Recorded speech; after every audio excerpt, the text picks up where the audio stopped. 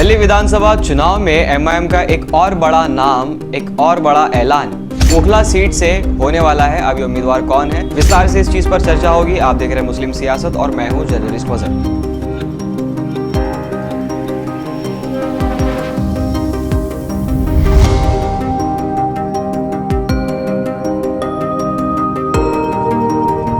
दिल्ली विधानसभा चुनाव में अब तक एमआईएम ने वाहिद एक सीट का ऐलान किया है और वह है मुस्तफाबाद की, जहां से ताहिर हुसैन इलेक्शन लड़ने वाले हैं। जब ये ऐलान अवाम के सामने रखा गया था तो कई सारे राजनीतिक दलों में आप कह सकते हैं कि खली बली सी मच गई थी। अब क्यों हुआ था ऐसा, ये आप भी समझ सकते हैं, जाहिर सी बात है।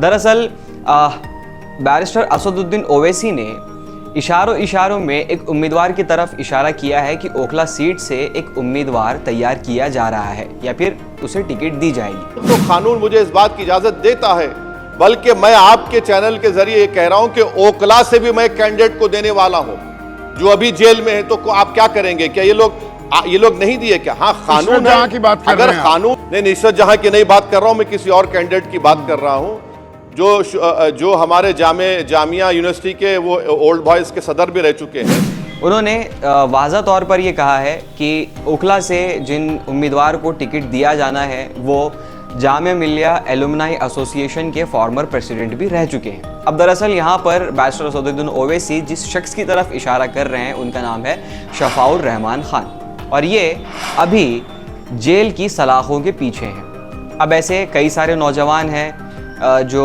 जेल की सलाखों के पीछे हैं, क्योंकि जिन लोगों ने इस नारे को बुलंद किया था या इस नारे के साथ, इस नज़्म के साथ हामी भरी थी कि दीप जिसका मोहल्लात ही में जले, चंद लोगों की खुशियों को लेकर चले, वो जो साए में हर मसलिहत के पले, इस खुले झूठ को, जहन की लूट को मैं नहीं जानता, मैं नहीं मानता। अब जाहिर सी बात है एमआईएम अपने वाज़ा इरादों को यहाँ पर रखती है, और वो कैसे?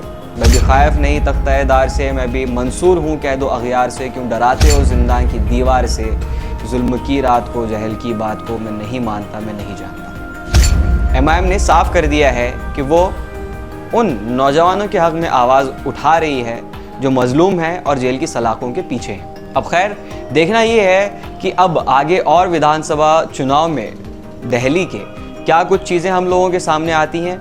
अब इन दो सीटों का तो अब तक लग रहा है कि एमआईएम ने पूरा पुख्ता तरीके से एक आप कह सकते हैं कि माजी में जो चीज़ें हुई हैं उनसे सबक हासिल करते हुए इस बार पूरी मजबूती के साथ विधानसभा चुनाव के मैदान में कदम रखती हुई नज़र आ रही है। अब इसमें आपको क्या लगता है कि किन किन अफराद को टिकट दिया जाना चाहिए और किन किन अफराद को मज़ीद कौन सी ऐसी सीटें हैं जहां से आप एमआईएम को चुनाव लड़ता हुआ देखना चाहते हैं? नीचे कमेंट सेक्शन में हमें कमेंट करके ज़रूर बताना, और इस वीडियो को ज़्यादा से ज़्यादा शेयर कीजिए और लोगों तक पहुंचाइए।